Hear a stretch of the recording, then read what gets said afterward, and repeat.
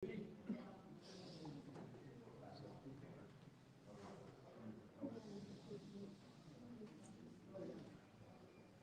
بالله من الشيطان الرجيم. بسم الله الرحمن الرحيم. الحمد لله رب العالمين. والصلاة والسلام على رسول. Praises and glorification are due to Allah subhanahu wa ta'ala. We praise Him and we glorify Him. And we send our darood and salam on our beloved Prophet Muhammad Mustafa sallallahu alayhi wa sallam. His Eminence Qari Abdullah Salim, our dear respected Imam, Imam Shaffieq, dear respected brothers and sisters, Assalamu alaikum wa rahmatullahi wa barakatuh. It is Allah subhanahu wa ta'ala who says in the Holy Quran, La yastawi ashabul nari wa ashabul jannah. Ashabul jannati humul faizun. That Hadai Allah revealed His Quran on a mountain. Verily the mountain will humble itself. My dear respected brothers and sisters, Allah promised to compensate His patient servants from whom He took a blessing with something else. What I'm about to tell you tonight is something that you may not believe. His Eminence Qari Abdullah Salim, who is here with us tonight, was born blind in Abdullah Kamel was born blind in 1983. Yet he was able, despite the loss of sight, he's been blessed with a melodious and angelic voice that makes the listener cry. Last night I was checking online. He has over 22 million followers worldwide. Over 22 million followers worldwide. But what is amazing is that, subject to correction, I think it was 2015 or 2005, he won the World Quranic Recitation Competition. So tonight, my dear respected brothers and sisters, here at Masjid Ar-Rahman, we are indeed blessed to have this great son of the soil of Egypt graced Masjid Ar-Rahman for the first time. And so I invite all of you to now take advantage from his beautiful recitation. Qari Abdullah, please.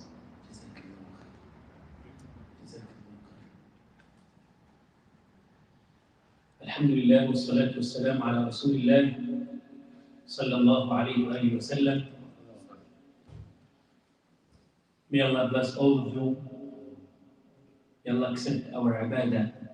May Allah accept our prayer. May Allah deliver us to the paradise of Jannah. All of us. Allahumma ameen.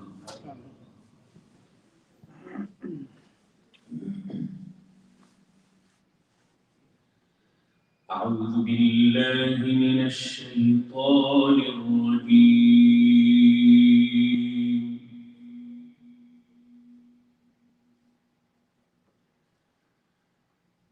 بسم الله الرحمن الرحيم.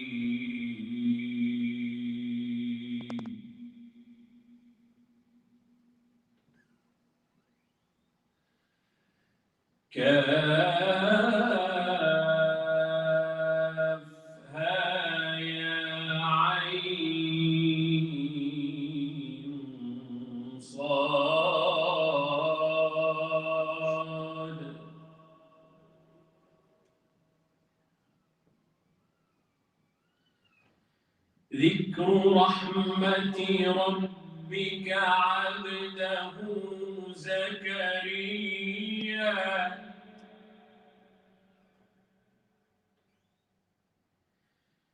إذ نادى ربه نداء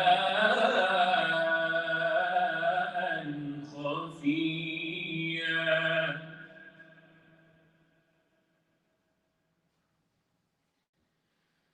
قال رب إني وهن العظم مني واشتعل الرأس شيبا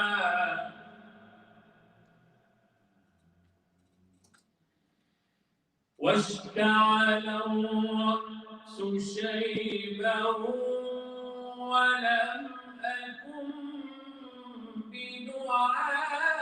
بدعائك رب شقيا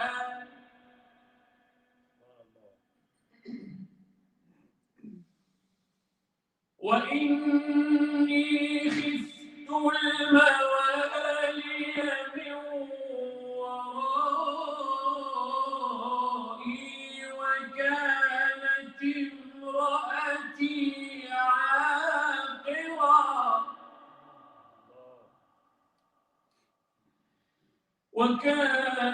امرأتي عاقرا فهب لي من لدنك وليا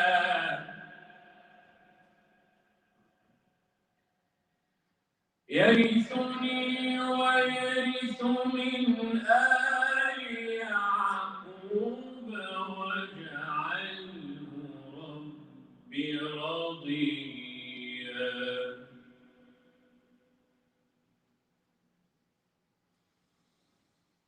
بسم الله الرحمن الرحيم كافها يا عين صاد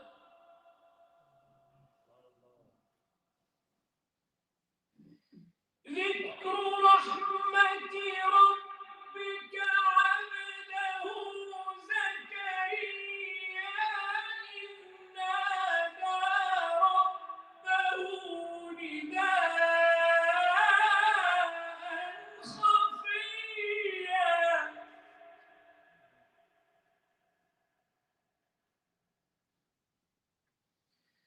قال رب إني وهن العظم مني واشتعل الرأس شيبا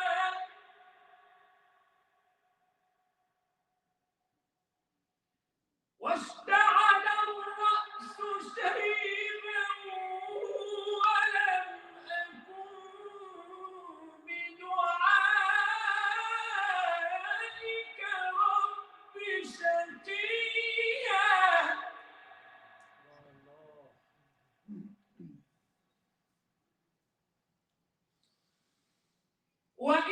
وإني خفت الموالي من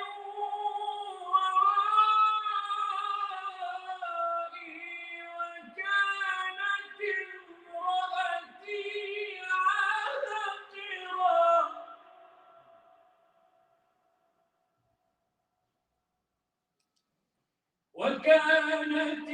امرأتي عاقرا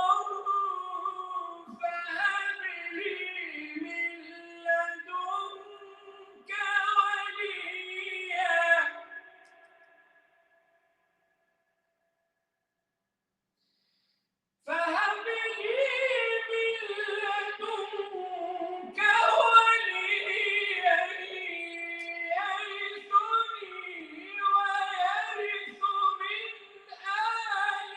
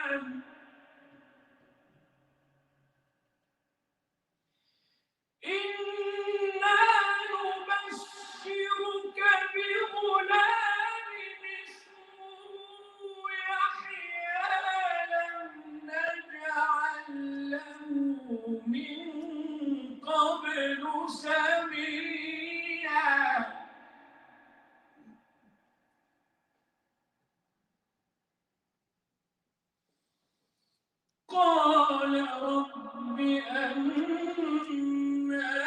يكون لي غلام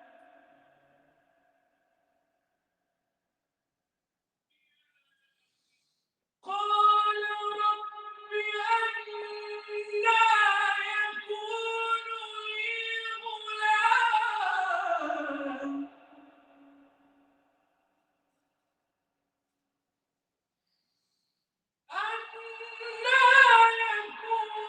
لي غلام وكانت امرأتي عاقرا وقد بلغت من الكبر عتيا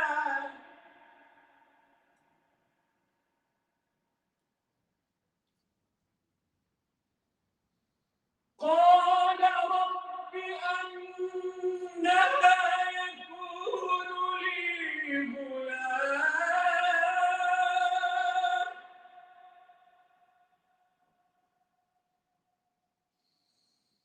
قال رب أنى يكون لي غلام وكانت امرأتي عاقرا وقد بلغت من الكبر عتيا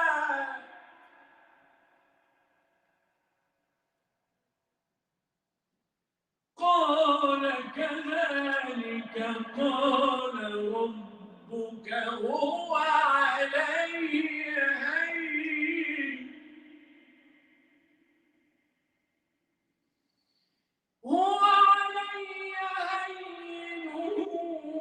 وقد خلقتك من قبل ولم تك شيئا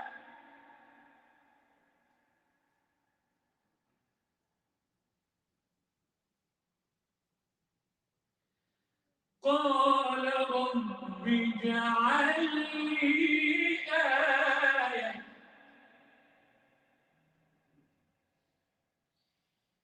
قال رب اجعل لي آية قال آيتك ألا تكلم الناس ثلاث ليال سويا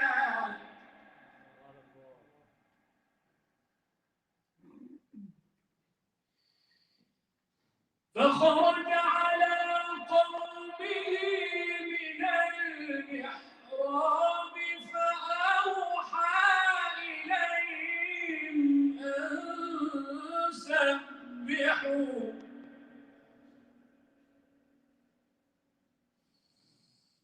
فخرج على قومه من المحراب فأوحى إليهم أن سبحوا بكرة وعشيا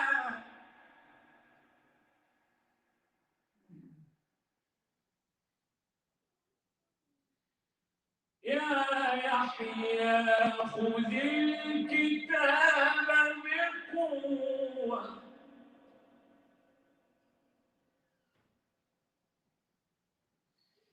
يا يحيى خذ الكتاب بقوة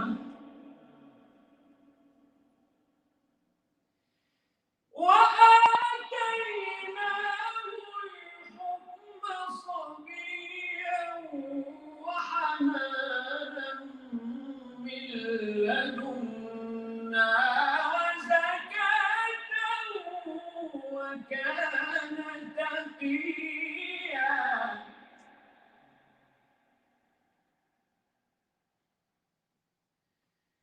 وبرا بوالديه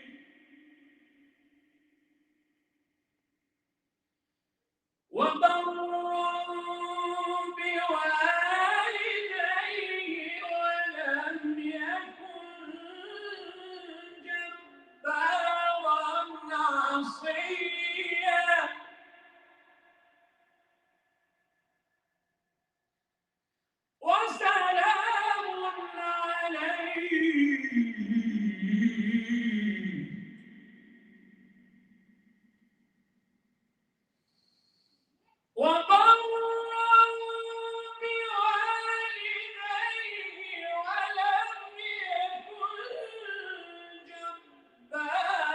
عصيا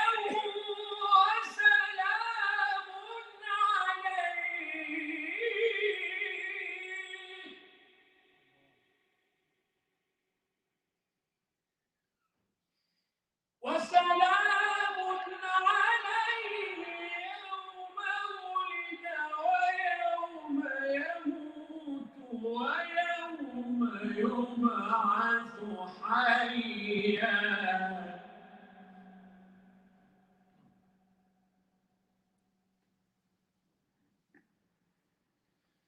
بسم الله الرحمن الرحيم.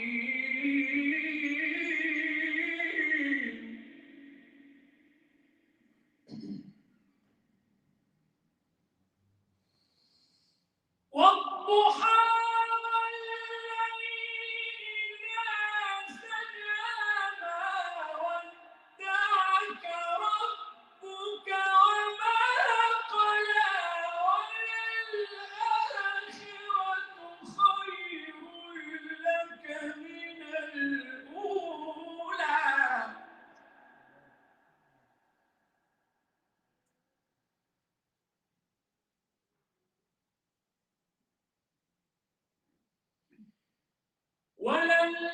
وللآخرة خير لك من الأولى ولسوف يعطيك ربك فترضى.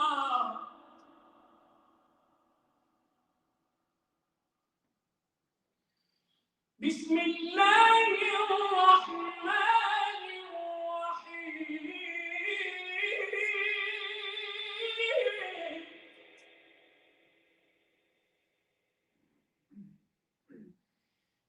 والضحى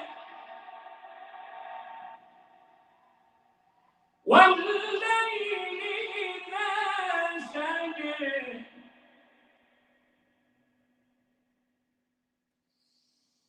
والضحى والليل إذا سجى ما ودعك ربك وما قلى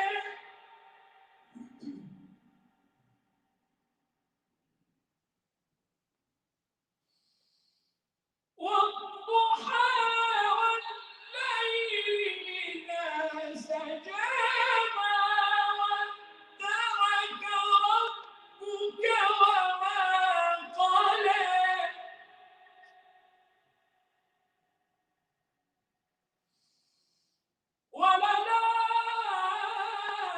وللآخرة خير لك من الأولى ولسوف يعطيك ربك فترضى.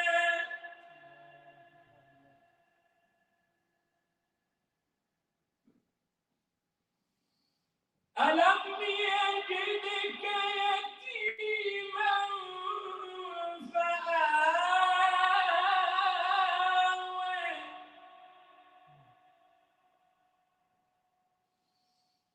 ألم يجدك يتيما فآوى ووجدك ضالا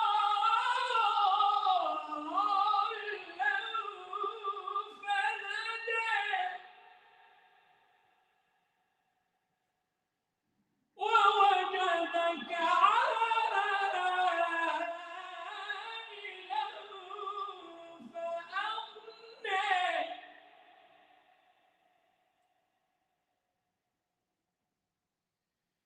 فأما اليتيم فلا تقهر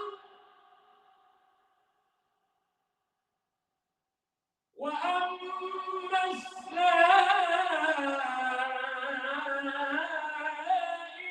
فلا تنهر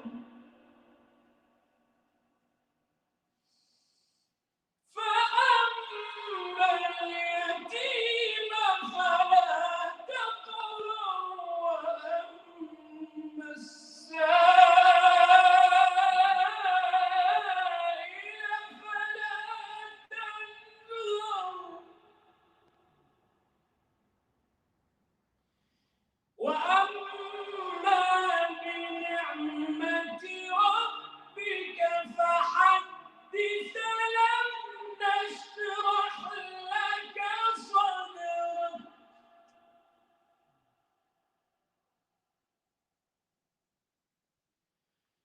ألم نشرح لك صدرك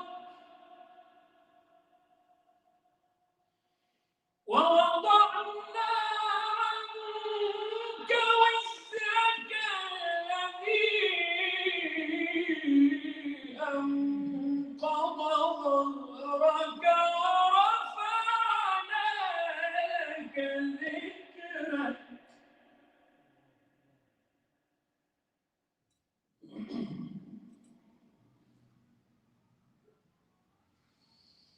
ألم نشرح لك صدرك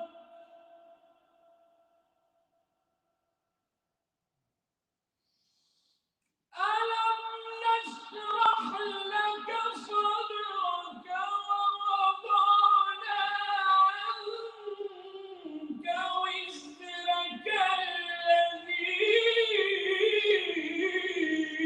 أنقض ظهرك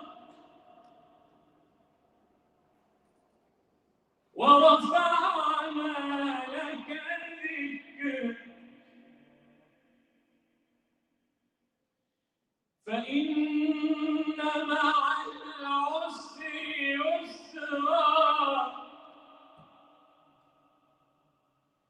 إن مع العسر يسرا فإن مع العسر يسرا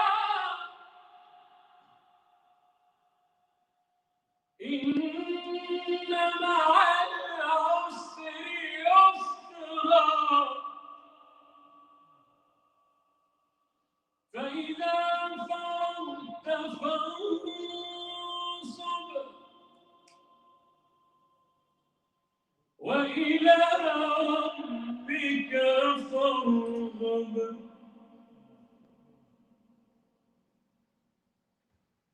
بسم الله الرحمن الرحيم. قل هو الله أحد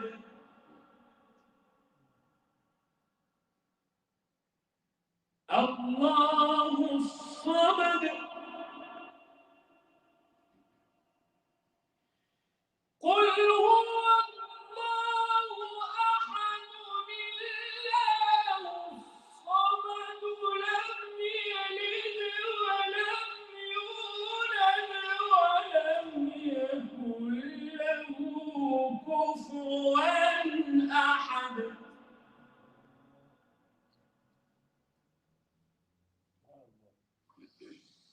قل هو الله أحد الله الصمد قل هو الله أحد الله الصمد لم يلد ولم يولد ولم يكن له كفوا أحد.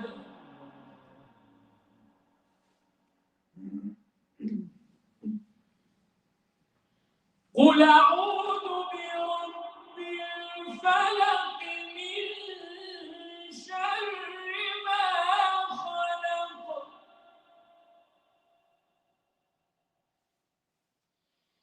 قل أعوذ برب الفلق من شر ما خلق ومن شر غاسق إذا وقب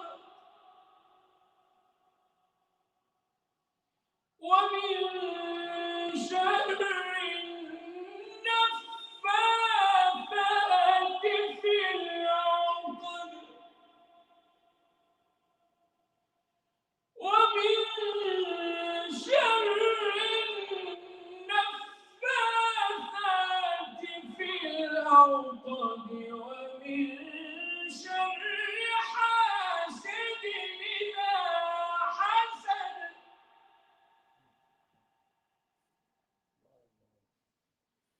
قل أعوذ برب الناس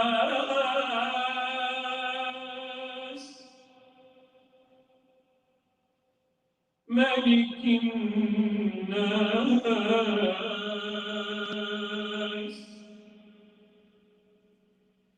إله الناس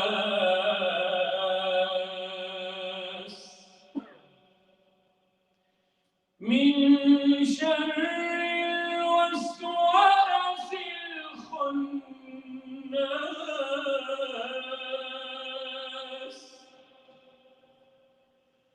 الذي يوسوس في صدور الناس من الجنة والناس.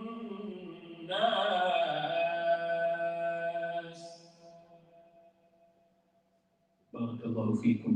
جزاكم الله خيرا. May Allah accept the recitation. May Allah accept from you the hearing of recitation. Allahumma ameen. جزاكم الله خيرا. بارك الله فيكم.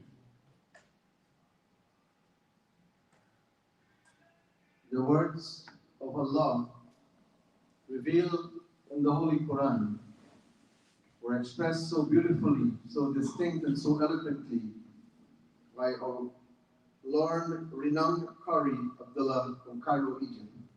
As I said, he's making his first appearance here at Masjid Ar-Rahman. You know, earlier today when I was reading his profile online, I could not believe, as I said, what I saw. When I saw online that this man was born blind, the first question I asked him, I said, can I ask you a personal question? When he came in, I said, is it true that you were born blind? And he smiled and said, yes. My brothers and sisters, tonight we saw what I consider the miracle of Allah, that though born blind, this man can recite the entire Quran with such eloquence and ease. This man has won the world competition among the world reciters. And we are honored and deeply blessed to have him with us here tonight. We have our friend here who traveled long distance to come here and who himself is a very talented son of the soul of Guyana, Imam Shaffieq, who on the last occasion when he spoke, he does the third khutbah of every month here. And if I remember correctly, the last khutbah, he did touch on the Quran, asking brothers and sisters to return to the Quran. And he cautioned us that while we read the Quran, let us also at the same time understand the profound message of the Quran, which is we must not deafen our ears to the cries of the widows and the orphans, the poor and the needy. So tonight I would like to, because we will give azan at 9:40, so inshallah we have some time.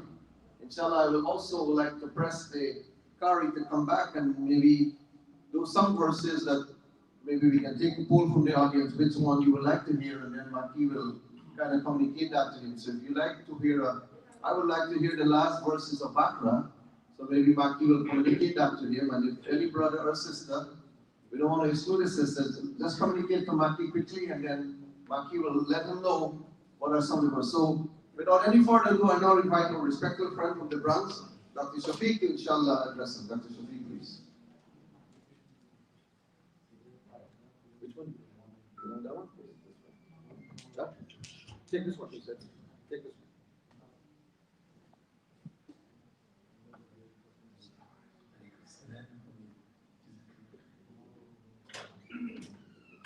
أعوذ بالله من الشيطان الرجيم. بسم الله الرحمن الرحيم. All thanks and praises due to Allah subhanahu wa ta'ala. Indeed, we glorify Allah subhanahu wa ta'ala. We seek His mercy, His blessings, and we beg for His forgiveness. I testify to the absolute fact that there is no deity, no one worthy of any deification except Allah subhanahu wa ta'ala, for He is indeed alone and has no partners. And whomsoever Allah subhanahu wa ta'ala guides, none can lead astray. And whomsoever He left astray, none can provide guidance to. And I further attest to the fact that Muhammad ibn Abdullah, Mustafa, sallallahu alayhi wa sallam, is indeed the last and final messenger وَمَا أَرْسَلْنَاكَ إِلَّا رَحْمَةً لِلْعَالَمِينَ. Indeed, my dear brothers and sisters in Islam, we are blessed tonight to have our Qari Kamel from Egypt sitting there listening to the beautiful recitation of Al-Quran Al-Kareem that Allah subhanahu wa ta'ala fi Surah Al-Anfal defines who is a believer, who is a mu'min. And the definition of a mu'min is in this ayah. And when you listen to the definition, introspect within yourself and see how closely you come to the definition of a mu'min. أعوذ بالله من الشيطان الرجيم. إنما المؤمنون الذين إذا ذكر الله وجلت قلوبهم وإذا تليت عليهم آيات زادتهم إيمانا وعلى ربهم يتوكلون. That a mu'min is that when you listen to the ayat of the Quran Al-Kareem, it's supposed to zadatum imana, increase you in iman. I pray by listening to the tilawat of Quran that all of us have some upliftment tonight in iman. Ameen ya Rabbal Alameen. Listening to our beloved Qari, it reminds me also of a young boy who was in the world competition in Egypt a few years back. I think you can Google it, 2013 or 2015. He traveled from a very impoverished city from Afghanistan, and he came there and he's reciting Al-Quran Al-Kareem, and there are the judges there in Egypt who have listened to Quran from birth. Some of them were in their 90s. And Nabiullah was his name, and he's reciting the Quran, and on completion of the Quran, he didn't win the competition that year, but it went down in record as one of the most beautiful recitation ever in the Quranic competition history. That the judge could not help it to ask the people to bring that boy to us so we can kiss him and pray that Allah subhanahu wa ta'ala protect him, because his voice was from Jannah. But what's more interesting is this young boy coming from this impoverished city, and the reporters flocked him with nervousness. They questioned him. How are you able to recite the Quran Al-Kareem with such beautiful, that Allah subhanahu wa ta'ala, before Ramadan came to us, before Salah came to us, what came to Rasulullah is Qumil layla illa qalila. That stand up at night and strike a tone that is beautiful in recitation to your Lord in the darkness of the night. That came before Fajr. It came before Dhuhr, all the 5 Salah. This young boy, they asked him, how are you able to recite this? I know our brother Nazaar is very impressed, but our Qaris that he born, not able to see. But when they asked this young boy, how are you able to recite so beautifully? He said that when I close my eyes, I'm able to see the Quran clearly. And when I see the Quran with my eyes closed, that is how I recite that Quran. That Quran is recited with the heart, not the eyes. إنما المؤمنون الذين إذا ذكر الله وجلت قلوبهم وإذا تليت عليهم آياته زادتهم إيمانا وعلى ربهم يتوكلون. I know I'm giving 10 minutes. But this is a month of if I ask you, and I asked this question in this masjid before, if I ask all of you, what is Ramadan about? What is Ramadan about? Many of you would say it's fasting. But Ramadan is about, and I'm very impressed when I got the text, just I think this afternoon, I called some brothers and I said, just let's go to Masjid Ar-Rahman to listen to the Quran, because Ramadan is about Quran. And I'm happy that you continue this and you bring our Qari a week after Ramadan Because Ramadan is about Quran. And Ramadan is gone, but the Quran is still here with us. Yeah. Ramadan left us a few days ago, but Al-Quran is here with us 365 days, 24 hours a day. Every second Al-Quran is with us. Allah subhanahu wa ta'ala, شهر رمضان الذي أنزل في القرآن هدى للناس وبينات من الهدى والقرآن. That this Quran, what is different from Quran, from Tawrat, from Injil, from Zabur, it as Quran came for هدى للناس, to all of mankind. So this month that we just went through was an introduction of Al-Quran al-Kareem. When Allah finished talking about Quran, what did He talk about? The next ayah, 186. Allah subhanahu wa ta'ala says, وَإِذَا سَأَلَكَ عِبَادِي أَنِّي فَإِنِّي قَرِيبٌ. That when they ask of you, when they ask of Allah, Ya Rasulullah, let me answer them directly. That I want to tell them, what do you think Allah wants to tell us? Allah, Ramadan is gone, but Allah is saying that He is near to us. Quran is with us, Ramadan is gone, Quran with us, Allah subhanahu wa ta'ala with us. I want to do a little experiment here tonight, inshallah, with 2 minutes, within 2 minutes, inshallah, if our brother Nazaar permits me. 90% of the world, if you take a survey, and I want to make you in this masjid, give you the opportunity to make you different from 90%, 1.4 billion Muslims tonight. You will be different from the 90%. If I ask you, Ramadan was about connecting to the Quran. Ramadan was about, if you enter into Ramadan, you're supposed to leave Ramadan with knowing something about Quran. And I'm sure each one of you have connected somewhere with the Quran by understanding an ayah that you didn't know, by memorizing an ayah that you didn't know. But I will help you, inshallah, to connect. If you ask 90% of the Muslim, can you name me the first 10 chapters of the Quran?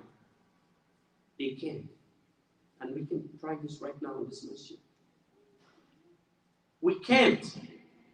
That means that we are not connected to Al-Quran al-Kareem. This Quran will testify for us and against us. If I say to any one of you, don't be shy, I will make sure that before we finish in 2 minutes, you will know the first 10 chapters by name in order. Challenge? Can anyone name the 5 first surah? Except the Shaykh. The 5 first surah. We have 2 people. How about the first 10? In order. Arabic and English. First 10. 100%. If you ask the world, 1.4 billion, 90% can't do it. 90% of us cannot do it. So let me take this opportunity to tell you how to remember the first 10. And if we can go 3 minutes, I guarantee you I will teach you the first 20. I will tell you a story. And you do this in law, you do this in medicine, you have a story. And when you tell a story, that is why the Quran, many places in the Quran, it's about stories. There's a beautiful farm in Vermont, luscious green farm. Remember the story. Once you remember the story, you will be able to name this. I tried this with my daughter after Fajr one morning in Ramadan, and we went to 20 in 4 minutes, and she was able to name it backwards. Wouldn't that be amazing? That you're able to name the first 10 chapters of the Quran. There's this beautiful farm in Vermont, luscious green farm. Someone opened the gate of the farm. Someone opened the gate of the farm. What's the first chapter of the Quran? What's the first chapter? Al-Fatiha. What is the meaning of Fatiha? The opening. Someone opened this gate of the farm, and this beautiful animal ran through the gate. What is this animal? The cow. This beautiful cow ran through the gate. Surah Al-Baqarah, the cow. When this cow left the farm, the open gate, this beautiful family of the farm came out and said, our beautiful cow has lost, ran from the farm. This family came out, this beautiful family came out. What is the third chapter? Al-Imran. What is Al-Imran? The family. From among this family, there was this beautiful woman that stepped out and says, don't worry. This beautiful woman came out and says, don't worry. Who's that? Nisa. Woman. When this woman came out, because they lost this beautiful cow who became a pet for them, she says, don't worry, I will go and prepare the table. Al-Ma'idah. Don't worry, I will cheer you up after I prepare this table. I will prepare some nice, we like what we like in this masjid? Beef. An arm. You can lay this table with, I know this is not the way you memorize it. You can read the Quran?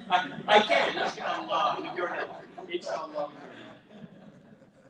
It's humorous, but you will never, if you remember this story, that she decided to prepare this beautiful, lay this table al-ma'idah with this beef, with steak, with different filet mignon, graphic. Create this image in your mind. Be creative.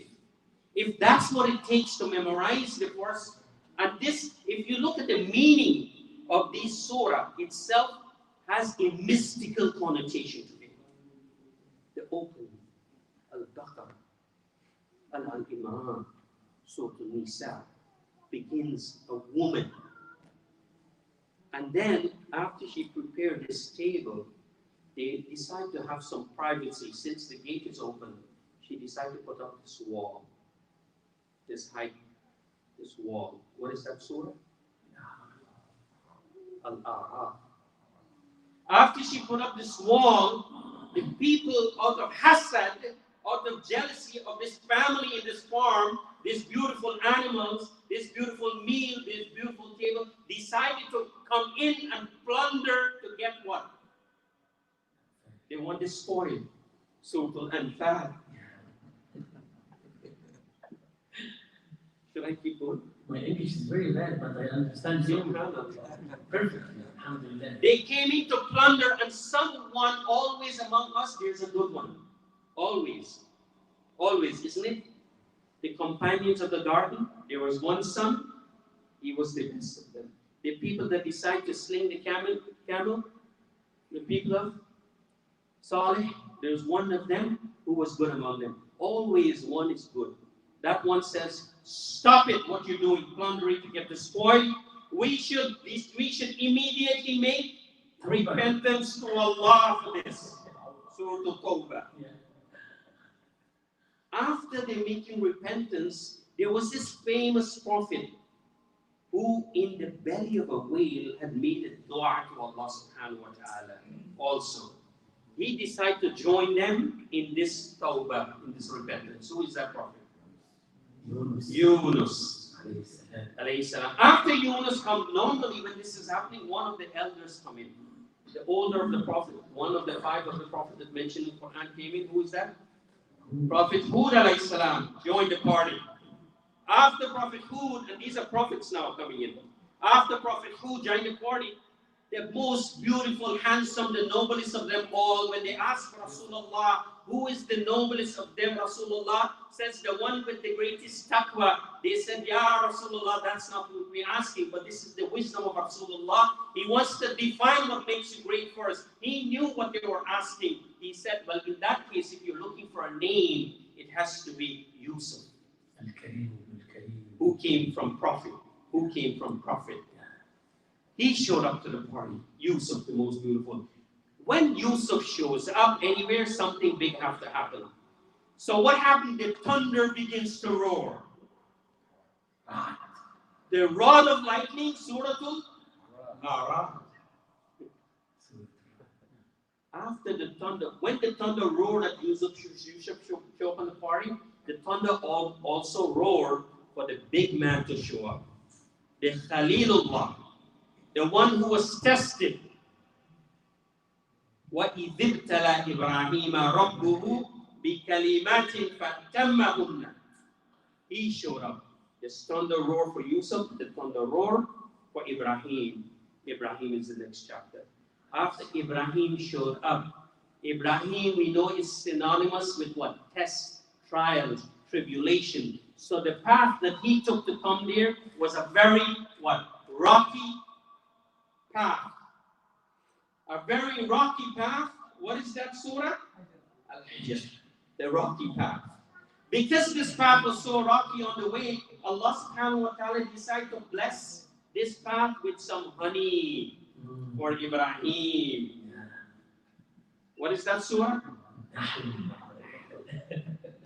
But when honey is there, there's a people from Ahl, they always want to be where the honey is. They always want to be where the money is. So they showed up. Bani Israel, they showed up. They always want to be there where the honey is. But Ibrahim said, I don't have time with you guys. I'm going to go to those young men who left this dunya for Allah, and Allah put them in the cave. I want to visit them. Who's that? You know, we can go. How many were you up to? 18 chapter. You think you can remember the story? Inshallah. On your drive home, think about it. Don't let the story go by without not reiterating in your mind. And inshallah ta'ala, you will be different from 90% of the Muslim population across the world. May Allah subhanahu wa ta'ala bless us. May Allah subhanahu wa ta'ala bless our Qari to make his travel safe, keep his voice in pristine so that he can recite for us and he can visit us again and give us this barakah to just listen to him. And what we should do next time, my advice to all of you, is that if he can announce, or Shaffieq announced that our Qari is going to recite, he was reciting beautiful ayat that I don't have time. It's about dua, it's about Zakaria, it's about Hunalika da'a Zakaria, all these beautiful ayat. Next time we can go into that. But we should get the Mustafa also and follow tilawah. And it'll give barakah to our eyes while we're looking at it and listening to it. Imagine.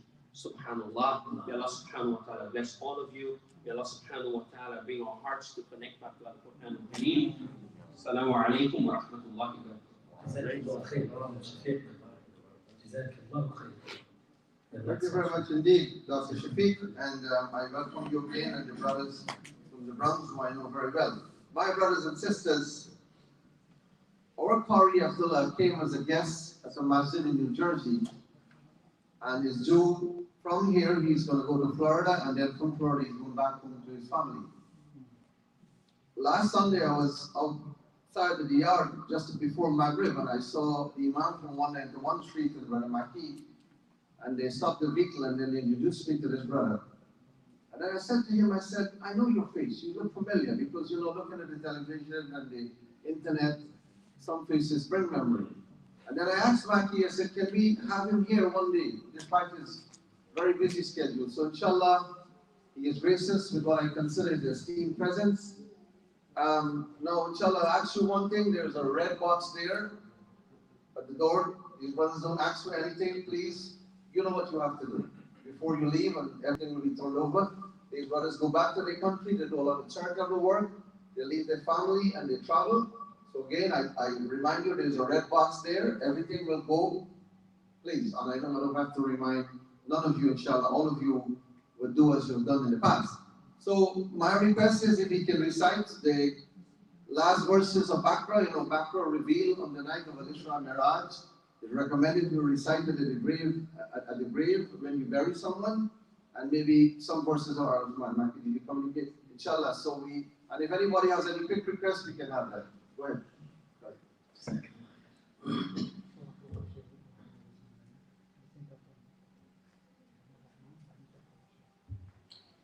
أعوذ بالله من الشيطان الرجيم.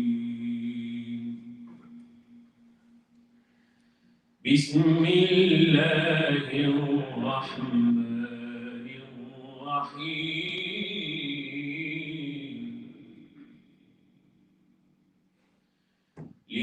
لله ما في السماوات وما في الأرض وإن تبدوا ما في أنفسكم أو تخفوه يحاسبكم به الله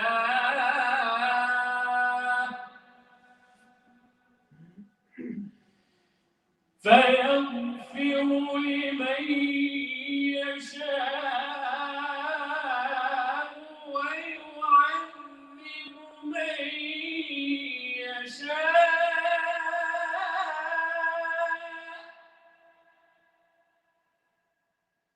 والله على كل شيء قدير.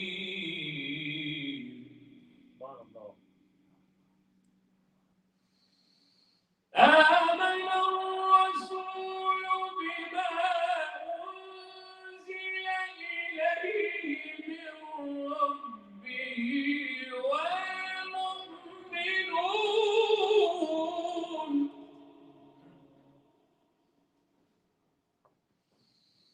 كل آمن بالله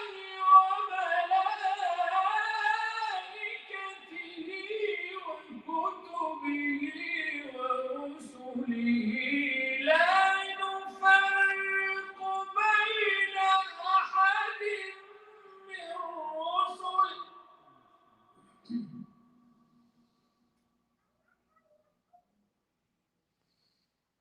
كل آمن بالله وملائكته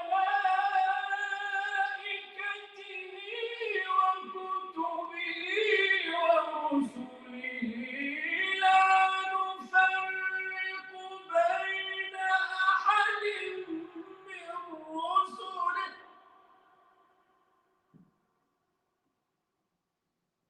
وقالوا سمعنا وأطعنا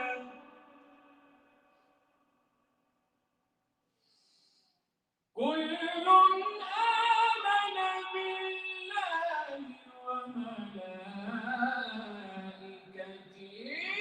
وكتبه ورسله لا نفرق بين أحد من رسله وقالوا سمعنا وأطعنا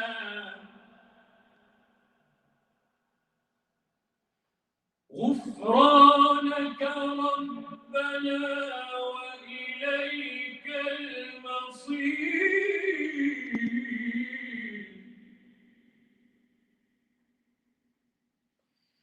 لا يكلف الله نفسا إلا وسعها لها ما كسبت وعليها ما اكتسبت ربنا لا تؤاخذنا إن نسينا أو أخطأنا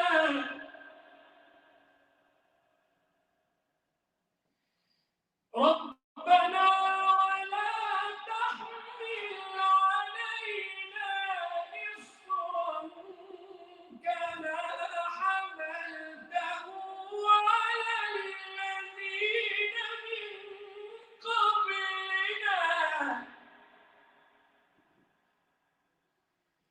ربنا ولا تحملنا ما لا طاقة لنا به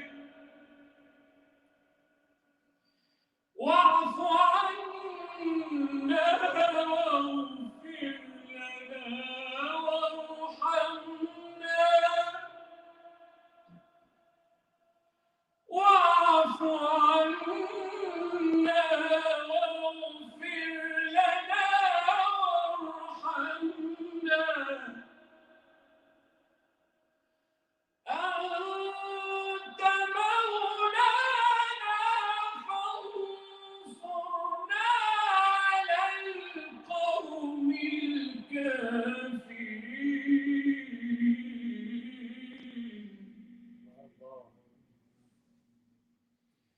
بسم الله الرحمن الرحيم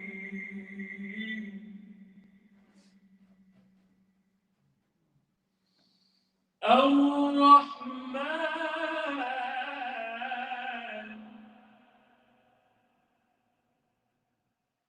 علم القرآن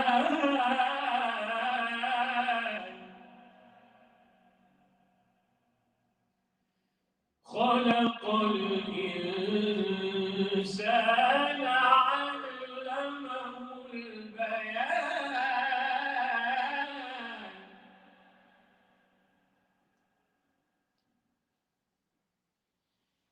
الرحمن علم القرآن خلق الإنسان علمه البيان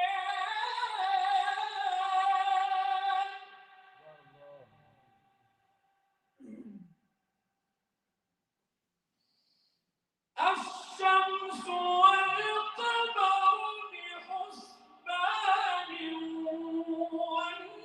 والنجم والشجر يسجدان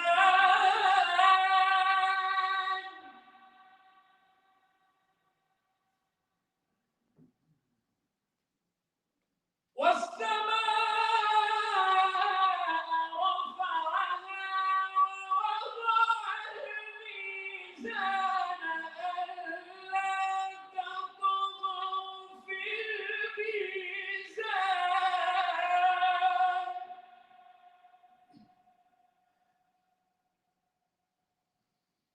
وأقيموا الوزن بالقسط ولا تخسروا الميزان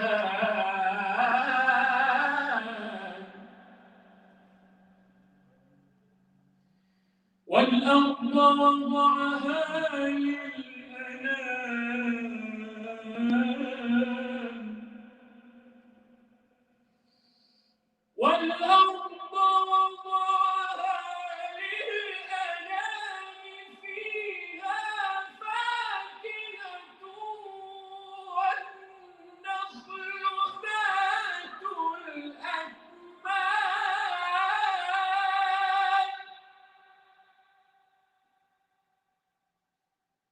والحب ذو العصف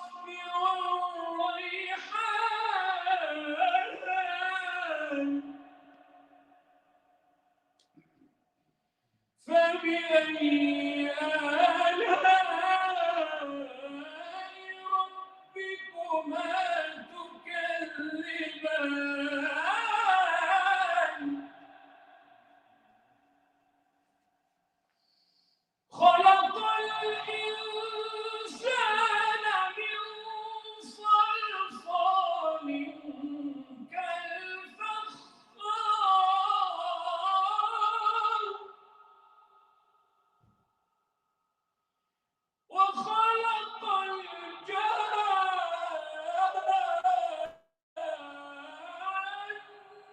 من مارج من نار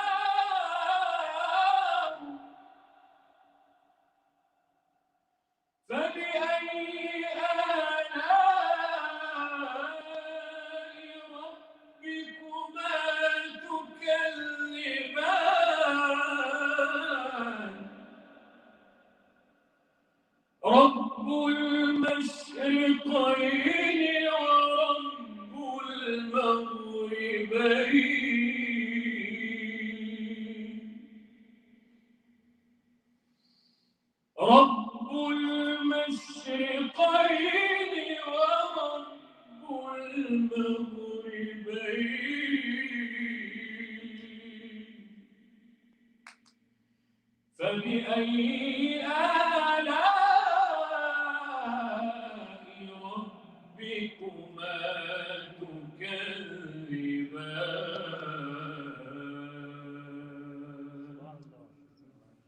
جزاكم الله خيرا بارك الله فيكم. May Allah accept from all of us. Allahumma ameen. And so, my dear respected brothers and sisters, time has come, unfortunately, for us to bring the curtains down.